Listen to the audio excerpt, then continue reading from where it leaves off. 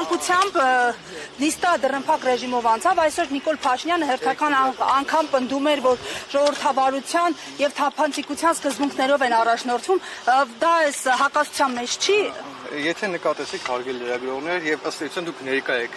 դատական նիստին, դա նշանակում է, որ նիստը եղել է դռնբաց ռեժիմով։ Ինչ լրատվամիջոցների համար դռնփակություններ, որովհետեւ ձայնագրարման միայն թույլտվություն էր։ Ըստ էության քաղաքացիական դատավարության օրենքի նախատեսում է դռնբաց դատական նիստի հնարավորություն, որը իրենց ենթադրում է, որ յուրաքանչյուր ոք լրատվամիջոցի ցանկացած քաղաքացի իրավունք ունի մասնակցելու դատական նիստին, եւ դուք ըստ էության մասնակցեցիք դատական նիստին, կատարեցիք ձայնագրություններ, ինչ վերաբերում է տեսագրությանը, դա արդեն դռնբացության ռեժիմին չի առնչվում, դա դատական նիստում լուսաբանման հնարավորությունից լուսաբանումը դուք ձայնագրություն եք կատարել եւ կարող ցանկացած ժամանակ այդ ձայնագրությունը հրապարակել ձեւ նպատակարար չեմ կտրում ուղղակի բոլոր դատական նիստերով ձայնագրություն եք չի հականացել եւ ըստ էության բայց ուղիղ եթերի հնարավորություն է ընձեռվում եւ ուղիղ տարբերություն ձայնագրության մեջ եւ հանրային հետաքրքրություն ունեցող գործերը սովորաբար պետք է լուսաբանվեն ամբողջական եւ հանրությունը պատկերացում կազմի, ոչ բոլոր քաղաքացիները կկարդան այս մեր հրապարակումները կամ հնարավորություն չունենան ընթերցել եւ այլն։ Ամեն դեպքում իրավունքը է իրավունքն։ Լավ, պարոն Էրսյան, ժողովրդավարության եւ թափանցիկության առումով դուք ինչպես եք գնահատում ժողովրդավարությունն ու թափանցիկությունը նաեւ այս հանգամանքով պայմանավորված։ Շատ նորմալ եմ գնահատում, այսինքն նկատի ունեք, որ վարչապետի կողմից հայցը ներկայացվում։ Այո, որովհետեւ ես հենց նոր նայում էի հայկական ժամանակը, այնտեղ search-ի որոնման բաժնում կարող եք գրել օդում կախված լուրեր եւ կբերի տարբեր հրապարակումներ, որոնք հեղինակել է հենց Փաշինյանի ընտանեկան կայքը։ Ձեզ համար տարօրինակ չի, որ այն ժամանակ կարելի էր, այս ժամանակ չի կարելի, կամ ինչ կարելի է Զևսին չի կարելի եզի։ Չէ, կարելի չկարելի լինելու հանգամանքին չի խոսքը վերաբերում է դրա իրավական արժեքին, այսինքն ինչ նշանակում, չէ, իրավական որակմանը 1087 պրիմի կոդվածը ընդունվել է մինչև ըստ էության 2018 թվականը եւ ինչան նախադեсում 1087 պրիմի կոդվածի 6-րդ մասը, որ անձը կարող է ազատվել պատասխանատվությունից, եթե հղում է կատարվում աղբյուրի, տեղեկատվության աղբյուրի։ Եվ երկրորդ շարունակություն սպասեք, երկրորդ տարբերության համաձայն անձը չի կարող ազատվել պատասխանատվությունից, եթե այդ աղբյուրը չնույնականացվող աղբյուր է։ Այսինքն օդում կախված լուրերի այդ եզրույթը չի կարող որակվել որպես հղում տեղեկատվության աղբյուրին եւ հանցնահինգ պատասխանատվությունից ազատելու համար դա օրենքով ուղղակի ամրագրված է։ Այսինքն եթե վաղեմության ժամկետի խնդիր չլինի, հնարավոր է նաեւ Փաշինյանի այս հրապարակումների եւ նրա ընտանեկան կայքի հրապարակումներին անդրադառնալ եւ իրավական գործընթաց մեկնարկել։ Ըստ էության այս պահին Civic AM կայքի դեմ արկա մի քանի դատական գործեր եւ ըստ էության դա արկել չի յուրաքանչյուր ոք, այո, իրավունք ունի մտնել դատարան, եթե գտնում է որ իրավունքը խախտվել է, կարող է դիմել եւ իրավունքն պաշտպանություն իրացնել։ Այստեղ նորից կնշեք դուք ինչն եք վիճարկում, որ դավաճանելու չդավաճանելու փաստը թե անանուն հղումը։ Ըստ էության կողմը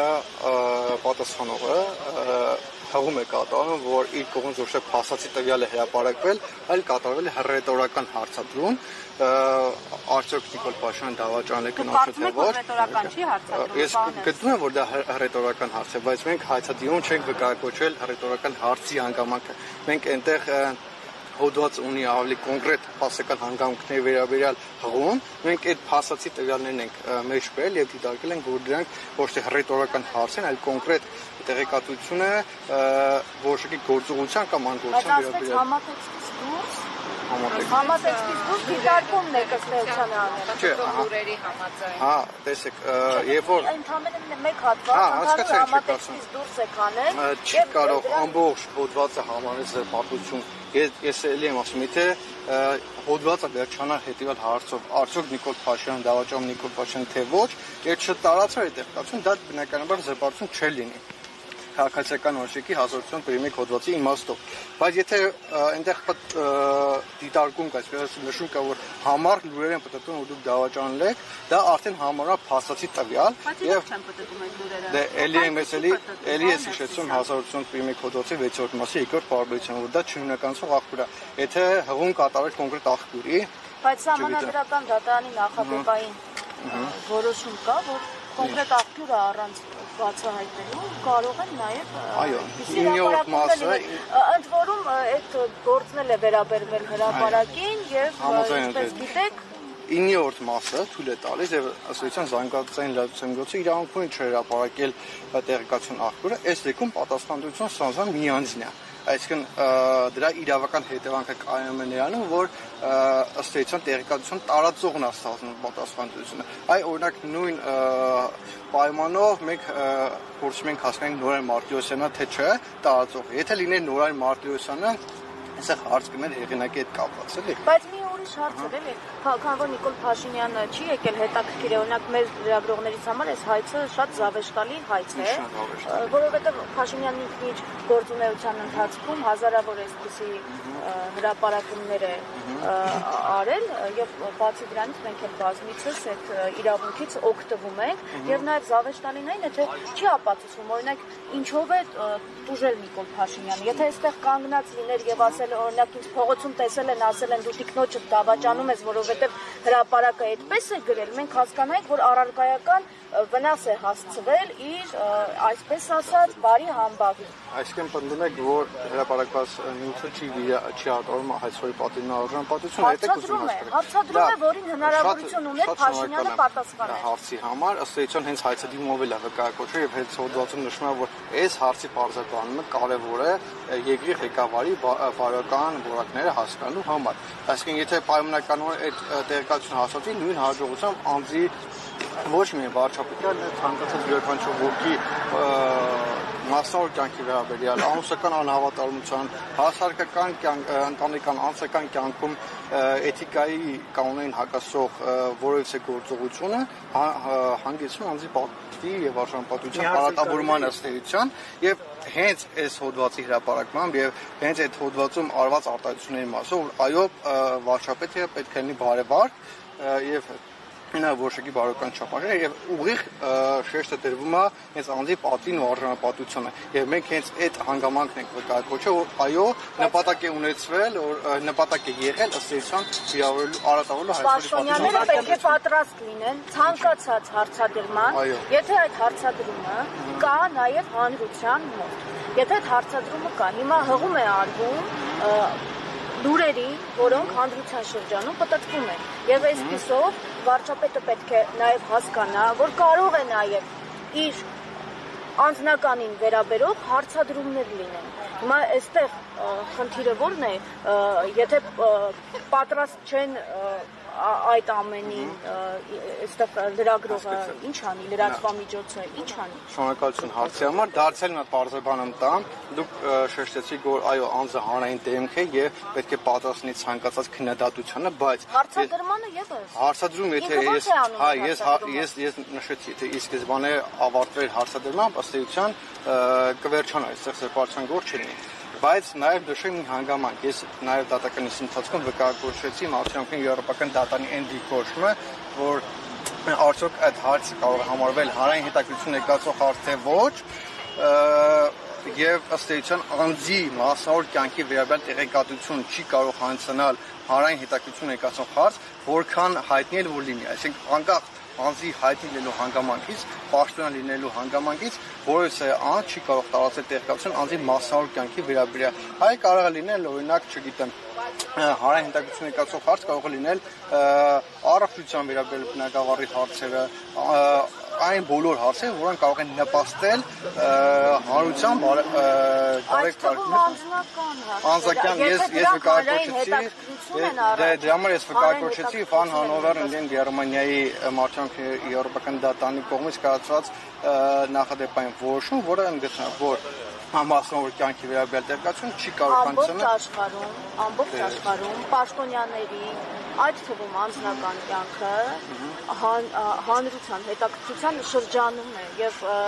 սա չի կարող շրջանցել Հայաստանի շատ լավ է վկայակոչում ամբողջ աշխարհը ես էլ վկայակոչում Մարտիրոսյանի եվրոպական դատանի կոնվենցիան, որը ըստ էության որոշում կայացել է Գերմանիայի դեմ եւ հենց Մարտիրոսյանի եվրոպական դատանը քննարկում է Եվրոպայում քննարկող գործը եւ դա իրենց ենթադրում որ ամբողջ աշխարհում չի կարող տարածել տեղեկատվություն անձի մասնավոր կյանքի վերաբերյալ անկախ այդ մարդու հանրային պաշտոն զբաղեցրել հանգամանքով։ Փաշինյանը ինչի է բարբերաբար անում։ Փաշինյանը բարբերաբար տեղեկատվություն է տարածում։ Այո, յուրաքանչյուր որ ազատ է իր իրավունքների պաշտպանության համար, եթե գտնում են իրենց իրավունքը խախտել, կարող են դիմել դատա։ Պարոն եւ քանի որ տեսնում ենք, որ տարբեր ԿՊԱ-կանների գործերով ձեր ընկերությունն է եւ դուք եք հիմնականում ներկայանում, ձեզ է վստահում Փաշինյանը միայն։ Չէ, ուղղակի իմ մասնագիտացությունը ավելի, ասեմ,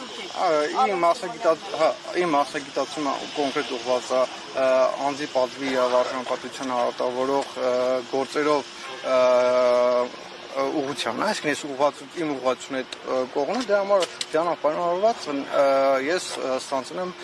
քաղաքացիական պայմանագիր։ Մշակության այդ որոշ պատգամների իրավունքների պաշտպանություն։ Մի հարց էլ կարելի է ես։ Տեսեք, դուք ասում եք, որ երկրի ղեկավարի բարոյական կերպարի հետ կապված խնդիրներ կա, դուք այդ հարցադրումը կարող եք դիտարկել երկու տեսակետից։ Մեկը վիրավորելու տեսակետից, մեկն էլ արդյոք չդիտարկում են հանգամանքը, որ կարող է պատահի հրապարակ օրաթերթը, քանի որ նման լուրեր են պատտվում, նա այդ հարցադրումը դրել է, որ վերջապես մեր սիրելի վարչապետին եկեք փրկենք այս երկուսուտ լուրերից։ Այս մեր վարչապետը հրաշալի մարդ է, ընտանիքի նվիրված մարդ է։ Գուցե նպատակադրումը դա է, որ վարչապետը պատասխանի դեր։ Այո, եթե ելի եմ ասում, եթե սահմանը փակվեր այդ տեղեկատվությամբ, որ այո հարցը դե դա արդեն համանա փաստացի տվյալ, որ արտադրվում է։ Դեմա հարցը տրվում է, որպեսզի հարցը տրվում փաստացի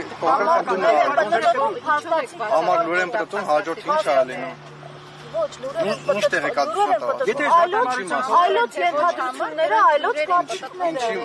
Ես դարձյալ։ Եթե դատավարության փոխարեն, դատավարության փոխարեն ընդհանրապես լիներ մի պատասխան, որ ոչ, ես չեմ դավաճանում ինքան չէ։ Եթե միայն հարցադրում լիներ արդյոք Նիկոլ Փաշինյանը դավաճանում է կնում թե ոչ, դա չէի կարող դիտարկել որպես 7 տեսակի հարցադրում ա եղել, 7-ին էլ մի պատասխանով, 7-ին էլ պատասխանով։ Ես էլ եմ ասում, այնտեղ տարածել տեղեկատվություն ըստ որի համար լուրերը պատտվում, որ դուք դավաճանում եք Տիկին Աննա Հակոբյանին։ Դա արդեն համանած փաստացի տվյալ, որը արտադրում անձի պատվին առանձնապատվությունը, որը պետք է ապացուցի պատասխանող կողմը եւ ըստ էության արձանագրենք, որ պատասխանող կողմը որովհետեւ վերաբերելի եւ թույլատրելի ապացույց չի ներկայացրել այդ փաստը հիմնավորելու համար։ Դա արդեն կարող է արձանագրել։ Եթե օրինակ ասել օդում կախված լուրեր կան, դա ինչպես կորակեք։ Եթե օրինակ ասել օդում կախված լուրեր կան, որ Նիկոլ Փաշինյանը դավաճանում է իր կնոջը։ Դա էլի համարվում է չունական ցողախտում, փոքր չի կարող անցնել պատասխանատվությունից։